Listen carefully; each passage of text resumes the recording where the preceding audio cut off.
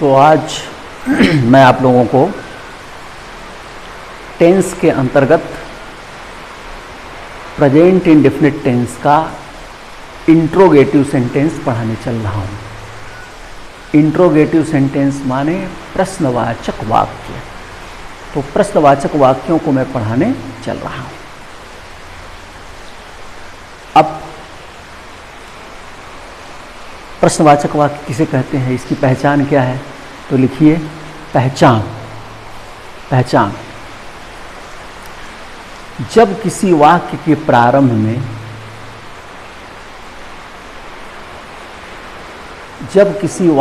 प्रारंभ में अथवा वाक्य के बीच में कहीं भी प्रश्नवाचक शब्द आ जाते हैं, कहीं भी प्रश्नवाचक शब्द अर्थात क्वेश्चन वर्ड्स आ जाते हैं, तो वह वाक्य इंट्रोगेटिव हो जाता है, अर्थात वह वाक्य प्रश्नवाचक हो जाता है। अब प्रश्नवाचक शब्द कौन कौन से हैं? क्वेश्चन वर्ड्स, तो ये आप लिख लीजिए इंट्रोगेटिव वर्ड्स या क्वेश्चन वर्ड्स। इसे हम इंट्रोगेटिव वर्ड्स या क्वेश्चन वर्ड्स भी कह सकते हैं। Are question, QUESTION, question words. Interrogative words are question words. यानी प्रश्नवाचक शब्द कौन कौन हैं? व्हाट माने क्या, व्हेन कब, वाई क्यों, वेयर कहाँ, हु कौन या किसने, हुम किसको किसे, हाउ कैसे, हाउ मेनी कितनी संख्या, जब संख्या रहेगा तो हाउ मेनी लगेगा, हाउ मच कितनी मात्रा, मात्रा के लिए हाउ मच लगेगा, विच माने होता है कौन सा, कौन से, कौन सी, और हुज माने किसका, किसके, किसकी। ये 11 जो है प्रश्नवाचक शब्द हैं। यही 11 प्रश्नवाचक शब्द हैं। तो ये 11 चाहे वाक्य के प्रारंभ में ही आ जाएं, चाहे वाक्य के बीच में आ जाएं, कहीं भी आ जाएं, वह वाक्य प्रश्नवाचक हो जाता है। ठीक है। अब लिखिए बनाने का नियम। कैसे बनाएंगे इसको? बनाने का नियम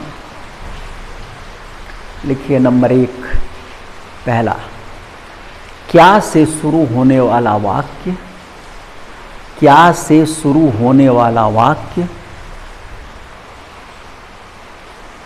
निम्न सूत्र से बनता है। क्या से शुरू होने वाला वाक्य निम्न सूत्र से बनता है। सूत्र आप लिख लीजिए। सूत्र लिखिए। सूत्र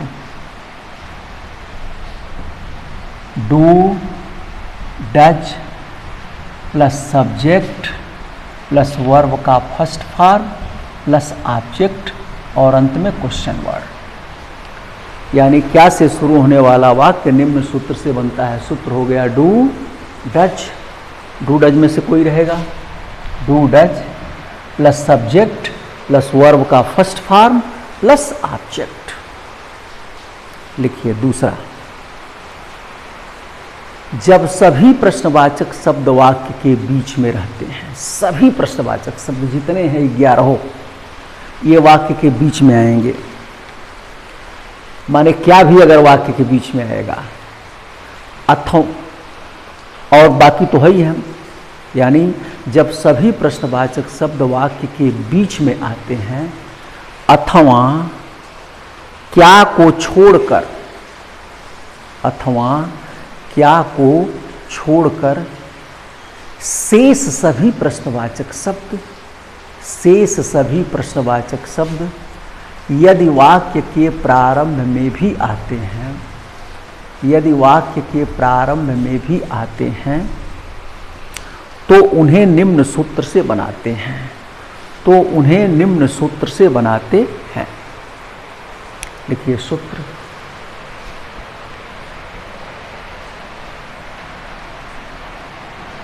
सूत्र question word plus do does plus subject plus verb का फर्स्ट फॉर्म प्लस ऑब्जेक्ट। प्रश्नवाचक चिन्ह रहेगा। Question word plus do does plus subject plus verb का फर्स्ट फॉर्म प्लस ऑब्जेक्ट, ये सूत्र होगा। यानी जब सभी प्रश्नवाचक शब्द वाक्य के बीच में रहेंगे तो उनकी अंग्रेजी लगेगी। पहले ही क्वेश्चन वर्ड आ गया। या क्या को छोड़कर शेष सभी प्रश्नवाचक शब्द यदि वाक्य के प्रारंभ में भी रहेंगे तब भी उनकी अंग्रेजी लगेगी। यानी केवल जब वाक्य क्या से शुरू होगा तब पहले क्या लगेगा, डू डज। लेकिन वही क्या अगर बीच में आ जाएगा तो उसकी भी अंग्रेजी व्हाट लगेगी। और शेष सभी प्रश्नवाचक शब्द क्या को छोड़कर कि बाकी जो 10 हैं, चाहे वाक्य के प्रारंभ में आवे चाहे वाक्य के बीच में आवे, कहीं भी आवे, उनकी अंग्रेजी लगेगी। वो दूसरे सूत्र से ही बनेंगे। Question word plus do does plus subject plus verb का फर्स्ट फॉर्म प्लस ऑब्जेक्ट। अब तो क्लियर हो गया होगा। क्या से जब शुरू होगा वाक्य तो क्या की अंग्रेजी नहीं लगेगी, डू डज आएगा पहले। लेकिन वही क्या जब वाक्य के बीच में आ जाएगा तो उसकी अंग्रेजी लगेगी व्हाट। और बाकी प्रश्नवाचक शब्द हैं, चाहे वाक्य के प्रारंभ में आवे चाहे वाक्य के बीच में आवे, कहीं भी आवे, उनकी अंग्रेजी लगेगी। अब तो स्पष्ट हो गया होगा। अब लिखिए वही नोट। नोट इंट्रोगेटिव निगेटिव बनाते समय सब्जेक्ट के बाद नॉट लगा देते हैं। जब भी इंट्रोगेटिव निगेटिव बनेगा तो क्या होगा, सब्जेक्ट के बाद नॉट लग जाएगा। अब देखिए वाक्य, क्या वह अपना पाठ याद करता है। यह वाक्य क्या से शुरू हुआ, क्या वह अपना पाठ याद करता है। अब इसको बनाना है, क्या वह अपना पाठ याद करता है, इसको बनाना है। क्या से शुरू हो रहा है तो पहला सूत्र लगेगा do does plus subject plus verb का फर्स्ट फॉर्म प्लस ऑब्जेक्ट, यानी डू डज पहले ही आ जाएगा। तो डू डज कैसे लगेगा, सब्जेक्ट के अनुसार, कर्ता के अनुसार। जैसा करता रहेगा तो कर्ता यहाँ क्या है, वह। कौन याद करता है, वह की अंग्रेजी ही के साथ डू लगेगा कि डज लगेगा। ही एक वचन है, इसके साथ डज लगेगा। तो हो गया सूत्र आपका, डू डज में से क्या हो गया, डज। इसके बाद सब्जेक्ट यानी कर्ता वह है, इसकी अंग्रेजी हो गया ही। इसके बाद क्या कहा, वर्ब का फर्स्ट फॉर्म क्रिया। तो वाक्य में जो कार्य होता है वही क्रिया है। तो इसमें कौन सा काम हो रहा है, याद करने का। तो याद करना की अंग्रेजी क्या हो जाएगा, लर्न। हो जाएगा डज ही लर्न। अब इसके बाद ऑब्जेक्ट आएगा। क्या याद करता है, पाठ, अपना पाठ। तो ही के साथ अपना के लिए क्या हो जाएगा, हिज लेसन। आपको लिखाया गया है किसके साथ अपना के लिए क्या लगेगा, तो ही के साथ हिज लगेगा। Does he learn his lesson बन गया। अगर इंट्रोगेटिव निगेटिव रहेगा तो नॉट लगा रहेगा, तो सब्जेक्ट के बाद नॉट लगा देंगे। जैसे क्या वह अपना पाठ याद नहीं करता है, क्या वह अपना पाठ याद नहीं करता है, तो क्या हो जाएगा, does he not learn his lesson. दूसरा है, क्या तुम मुझे गाली देते हो। ये भी वाक्य क्या से शुरू है, क्या तुम मुझे गाली देते हो। ये भी वाक्य क्या से शुरू है। तो अब इसको बनाना है। तो क्या से शुरू है, तो अब पहले डू डज लगेगा। सब्जेक्ट क्या है, तुम की अंग्रेजी यू के साथ क्या लगेगा, डू डज में से डू लगेगा क्योंकि यू बहुवचन है। तो हो जाएगा डू। उसके बाद आ गया सब्जेक्ट यू। उसके बाद आ गई क्रिया गाली देना, एब्यूज। इसके बाद ऑब्जेक्ट, क्या गाली देते हो, कुछ नहीं। किसको गाली देते हो, मुझे की अंग्रेजी मी। तो हो गया डू यू एब्यूज मी, क्या तुम मुझे गाली देते हो। तो जब क्या से शुरू होगा तो डू डज पहले रहेगा। लेकिन यही क्या अगर वाक्य के बीच में आ गया तो इसकी अंग्रेजी लगेगी, तब दूसरे सूत्र से बनेगा question word plus two does plus subject plus verb का फर्स्ट फॉर्म प्लस ऑब्जेक्ट। जैसे यह लड़का क्या करता है, क्या करता है, यह लड़का क्या करता है। अब क्या बीच में आ गया तो दूसरा सूत्र लगेगा। आप लिखे हुए हैं जब सभी प्रश्नवाचक शब्द वाक्य के बीच में रहते हैं तो उसको निम्न सूत्र से बनाते हैं question word plus two does plus subject plus verb का फर्स्ट फॉर्म प्लस ऑब्जेक्ट। तो क्वेश्चन वर्ड क्या है, क्या, क्या की अंग्रेजी क्या हो जाएगा, व्हाट। अब डू डज आएगा तो सब्जेक्ट इसमें क्या है, यह लड़का, यह लड़का की अंग्रेजी दिस बॉय, और यह लड़का एक है इसलिए क्या लगेगा, डज, तो हो जाएगा व्हाट डज। इसके बाद सब्जेक्ट आ जाएगा दिस बॉय। आपके सूत्र के अनुसार ही चल रहा हूँ। देखिए question word what, do does में से डज, सब्जेक्ट दिस बॉय, इसके बाद वर्ब करना, करना की अंग्रेजी do, what does this boy do, यह लड़का क्या करता है, ऑब्जेक्ट ही नहीं है।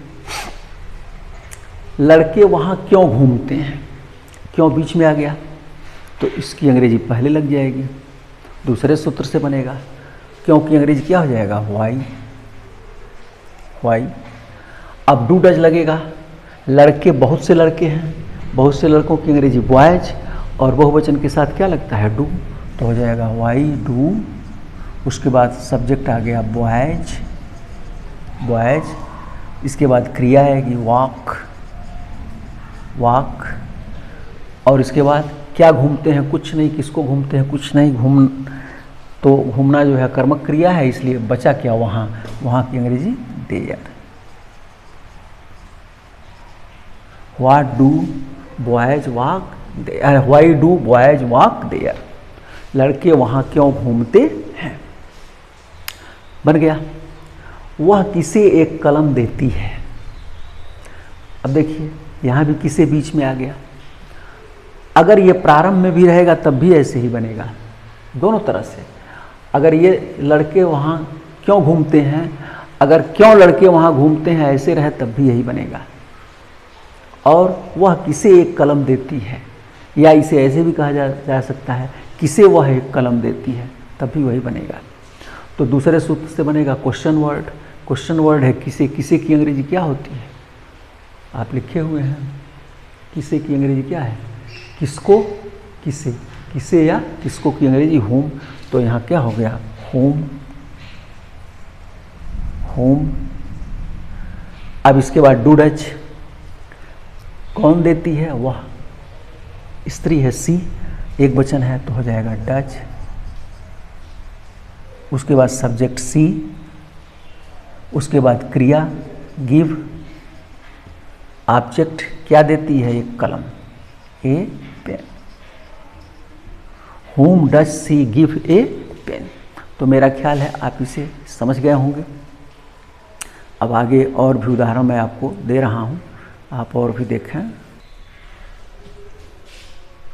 हाँ देखिए यहाँ तुम्हें कौन बुलाता है, या ऐसे भी कहा जा सकता है कौन तुम्हें बुलाता है, कौन प्रारंभ में भी आ सकता है।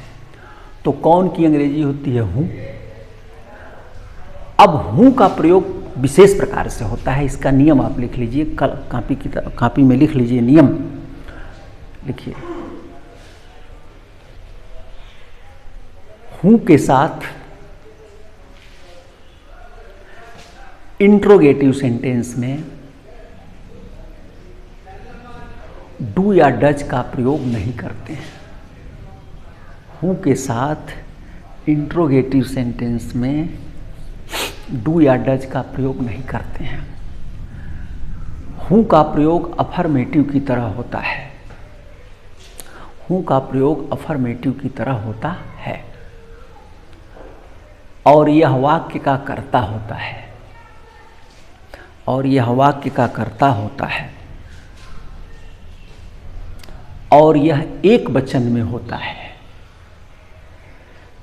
और यह एक वचन में होता है। जब कर्ता के रूप में इसका प्रयोग होता है, जब कर्ता के रूप में इसका प्रयोग होता है तो यह हमेशा एक वचन में होता है। अतः इसके साथ एक वचन की क्रिया का प्रयोग किया जाता है। अतः इसके साथ एक वचन की क्रिया का प्रयोग किया जाता है। सिंगुलर नंबर के वर्ब का प्रयोग किया जाता है। जैसे ये वाक्य है, तुम्हें कौन बुलाता है। ये वाक्य तो क्या हो जाएगा, हूँ हो गया। यही हूँ जब आता है तो वो जो वाक्य का सब्जेक्ट भी होता है, इसे एक वचन माना जाता है, तो इसके साथ एक वचन की क्रिया आएगी, तो हो जाएगा हूँ। उसके बाद क्रिया आएगी बुलाना, बुलाना की अंग्रेजी काल। तो क्रियाएं हमेशा बहुवचन में होती है, एक वचन बनाने के लिए उसमें यस या यस लगाते हैं, तो हो जाएगा कॉल्स, हू कॉल्स यू। तुम्हें कौन बुलाता है, हू कॉल्स यू। ऐसे ही कौन लड़कों को पढ़ाता है या लड़कों को कौन पढ़ाता है, तो क्या हो जाएगा, हू टीचेज बॉयज। कौन लड़कियों को बुलाता है, हू कॉल्स गर्ल्स। तो इस प्रकार हू का प्रयोग जब होता है तो डू डज का प्रयोग नहीं होता है। लेकिन लिख लीजिए, फिर लिखिए, यदि हूँ वाक्य का सब्जेक्ट है और वह वाक्य इंट्रोगेटिव निगेटिव है, यानी निगेटिव है, तब वहाँ नहीं की अंग्रेजी डज नॉट लगाते हैं, डज नॉट लगाते हैं। डज नॉट ही लगेगा केवल, क्योंकि हूँ एक वचन करता है, एक वचन कर्ता के साथ डज नॉट, बहुवचन कर्ता के साथ डू नॉट, तो डज नॉट का प्रयोग होगा। जैसे यही वाक्य है, तुम्हें कौन, जैसे मान लीजिए कौन तुम्हें नहीं बुलाता है, नहीं बुलाता है, मान लीजिए ये है, तो क्या हो जाएगा, हूँ डज नॉट कॉल यू। और जो ही डज नॉट या डू नॉट लगेगा तो ही वर्ब का फर्स्ट फॉर्म लगेगा, फिर उस क्रिया में यस या यस नहीं लगता है, तो हो जाएगा who does not call you. कौन तुम्हें नहीं बुलाता है। अब आप समझ गए होंगे। एक चीज़ और लिख लीजिए यही नियम, तब पता है। लिखिए हाउ मैनी, आप लिखिए नियम लिखिए, how many, how much, which तथा whose. How many, how much, which तथा हुज ये अपने आगे आने वाले नाउन को, ये अपने आगे आने वाले नाउन को या अपने से संबंधित नाउन को, अपने से संबंधित नाउन को हमेशा अपने साथ रखते हैं, हमेशा अपने साथ रखते हैं।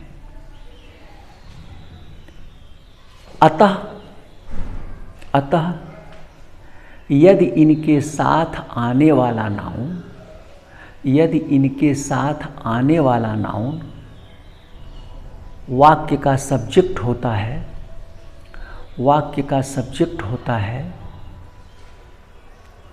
तो ऐसे वाक्यों में डू डज का प्रयोग नहीं होता है, तो ऐसे वाक्यों में डू डज का प्रयोग नहीं होता है।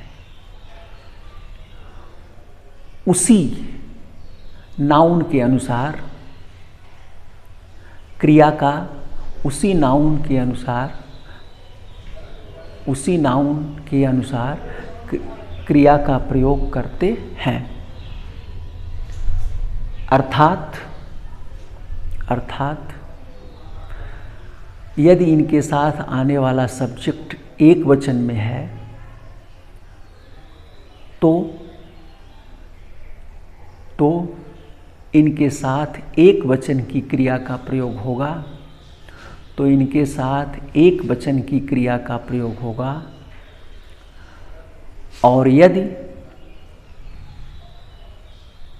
यदि इनके साथ आने वाला नाउन बहुवचन में है, और यदि इनके साथ आने वाला नाउन बहुवचन में है तो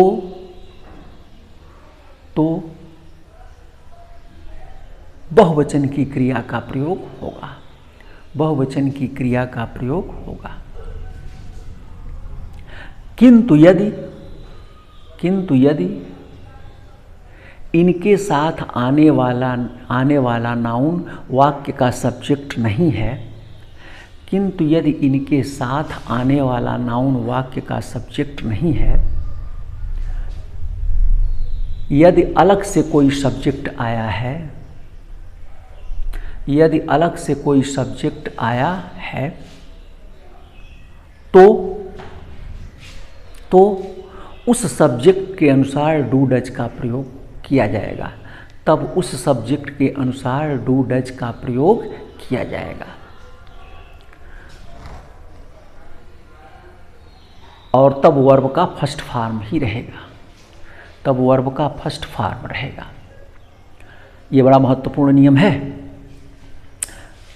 कह रहा है कि how many, how much, which और हुज पहले तो आएंगे तो अपने आगे किसी न किसी नाउन को रखेंगे, क्योंकि ये सब पजेसिव केस में होता है। जैसे कितने लड़के, हाउ मेनी बॉयज, कितनी लड़कियां, हाउ मेनी गर्ल्स, कितनी किताबें, हाउ मेनी बुक्स, कितनी चीनी, हाउ मच शुगर, कितना पानी, हाउ मच वाटर, किसका लड़का, हुज बॉयज, कौन सी लड़की, विच गर्ल, तो ये सब लिए रहेंगे।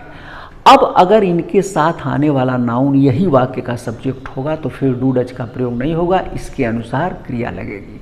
और यदि अलग से सब्जेक्ट आएगा तो फिर उसके अनुसार डू डज लगेगा। जैसे उदाहरण आप देखिए, कितने लड़के सड़क पर खेलते हैं। इसे ऐसे भी कहा जा सकता है, सड़क पर कितने लड़के खेलते हैं। तो कितने लड़के सड़क पर खेलते हैं या सड़क पर कितने लड़के खेलते हैं, दोनों बातें एक ही हैं। तो कितने लड़के की अंग्रेजी क्या हो गया, हाउ मेनी बॉयज। अब देखिए, कौन खेलते हैं, लड़के। कौन का प्रश्न करते हैं आप तो सब्जेक्ट मिलता है। कौन खेलते हैं, लड़के, और लड़के हाउ मेनी के साथ लगा हुआ है, यानी अलग से कोई सब्जेक्ट आया नहीं। तो अब इस बॉयज के अनुसार क्रिया होगी। अर्थात अगर ये एक वचन में है तो एक वचन की क्रिया होगी, बहुवचन है तो बहुवचन की क्रिया होगी। तो बॉयज बहुवचन है, लड़के बहुत से लड़के, हाउ मेनी बॉयज, तो बहुवचन की क्रिया होगी। अर्थात उस क्रिया में एस या एस नहीं लगेगा, क्योंकि क्रियाएं तो बहुवचन में होती ही हैं। तो हो गया हाउ मेनी बॉयज प्ले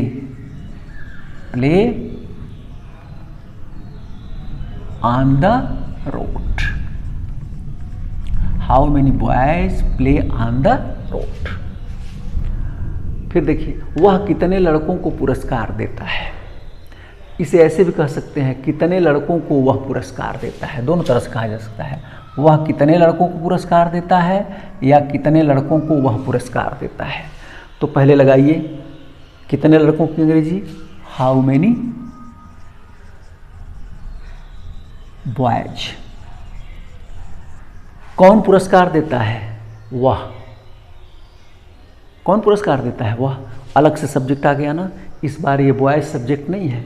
इसके पहले वाले वाक्य में ऊपर में बॉयज सब्जेक्ट था, लेकिन और बॉयज हाउ मेनी के साथ लगा था, इसलिए बॉयज के अनुसार बहुवचन की क्रिया हुई। लेकिन यहाँ जो है how many boys how many के साथ लगा है, लेकिन बॉयज सब्जेक्ट नहीं है। सब्जेक्ट क्या है, वह है। तो अब डू डज का प्रयोग होगा। जब अलग से सब्जेक्ट आया रहेगा तो डू डज का प्रयोग होगा। अब वह की अंग्रेजी ही के साथ क्या लगेगा, टच। एक वचन है तो हो जाएगा हाउ मेनी बॉयज टच ही। क्रिया है देना, give reward. How many boys does he give rewards. हो गया। ऐसे ही देखिए, कौन सा लड़का कक्षा में पढ़ता है। कौन सा लड़का की अंग्रेजी, which boy. How many, how much, which और हुज अपने आगे वाले नाउन को लेकर रहता है। तो कौन सा के आगे क्या आया है, लड़का आया है, तो हो जाएगा विच बॉय, विच बॉय। कौन सा लड़का कक्षा में पढ़ता है, कौन पढ़ता है, लड़का। लड़का विच के साथ जुटा हुआ है, यही सब्जेक्ट है। अब इसमें डू डज का प्रयोग नहीं होगा, तो बॉय एक ही है, इसलिए एक वचन की क्रिया होगी। तो पढ़ना रीड बहुवचन है, इसे एक वचन बनाने के लिए यस या यस लगाएंगे, तो हो जाएगा how many boys reads in class. How many boys, how many, which boy reads in class, which boy reads in class. इसको देखिए, कौन से लड़कों को वह पढ़ाता है, कौन से लड़कों की अंग्रेजी, विच, और लड़कों बहुवचन है तो हो जाएगा बॉयज। कौन पढ़ाता है, वह, अलग से सब्जेक्ट आ गया, इस बार ये बॉयज सब्जेक्ट नहीं है, तो अब डू डज लगेगा। ही एक वचन है तो इसके साथ क्या लगेगा, does. Which boys does he teach, बन गया। ऐसे ही है, किसकी लड़की तुम्हारे घर आती है, किसकी लड़की की अंग्रेजी क्या हो जाएगा, किसका, किसके, किसकी की अंग्रेजी क्या हो जाएगा, हुज। और हुज भी अपने आगे वाले नाउन को लेकर रहता है, तो किसकी लड़की की अंग्रेजी क्या हो जाएगा, हुज गर्ल। अब सब्जेक्ट निकालिए, कौन आती है, लड़की। लड़की हुज के साथ लगा है, यानी डू डज नहीं लगेगा। एक ही लड़की है तो एक वचन की क्रिया आएगी, तो कम बहुवचन है, इसको एक वचन बनाएंगे तो क्या हो जाएगा, comes. Whose girl comes to your house, तुम्हारे घर, बन गया। किसकी लड़कियों को सीता खिलौने देती है, किसकी लड़कियों की अंग्रेजी क्या हो जाएगा, हुज गर्ल्स। कौन खिलौने देती हैं, सीता, अलग से सब्जेक्ट आ गया। अब यहाँ टू डज लगेगा, सीता एक वचन है तो क्या हो जाएगा, does. Whose girls does Sita give toys, बन गया। अब मेरे ख्याल से आप इसको समझ गए होंगे। अब इसमें यह है, इंट्रोगेटिव निगेटिव अगर बनाना होगा तो क्या करेंगे, इंट्रोगेटिव निगेटिव। तो इंट्रोगेटिव निगेटिव बनाते समय सब्जेक्ट के बाद नॉट लगा देते हैं, तो इन सब में सब्जेक्ट के बाद नॉट लगा देंगे। जैसे तुम्हें कौन बुलाता है, कौन तुम्हें नहीं बुलाता है, who does not call you, does not आ गया। कितने लड़के सड़क पर खेलते हैं, how many boys play on the road. और मान लीजिए अगर निगेटिव बनाना है, कितने लड़के सड़क पर नहीं खेलते हैं, तो सब्जेक्ट के बाद आएगा तो हो जाएगा how many boys,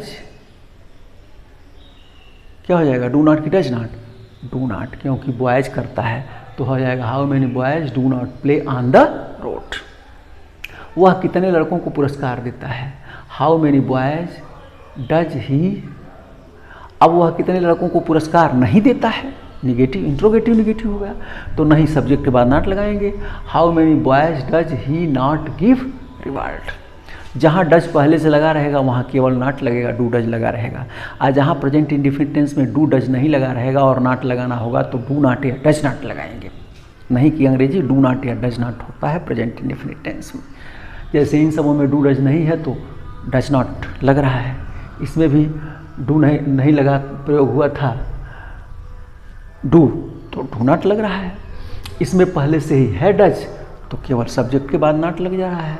how many boys does he not give reward. कौन सा लड़का कक्षा में पढ़ता है, तो क्या हो जाएगा, विच बॉय।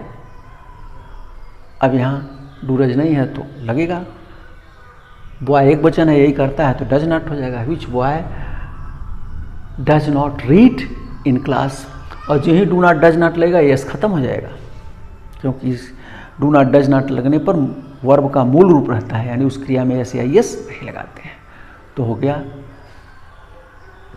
विच बॉयज, और इसमें कौन से लड़कों को वह नहीं पढ़ाता है तो क्या हो जाएगा, which boys does he not teach.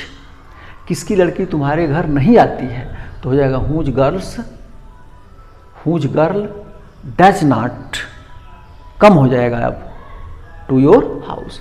किसकी लड़कियों को सीता खिलौने देती है, तो क्या हो जाएगा, whose girls does Sita, whose girls does Sita not, यहाँ लग जाएगा गिव टॉयज। तो इस प्रकार इंट्रोगेटिव निगेटिव हो जाएगा।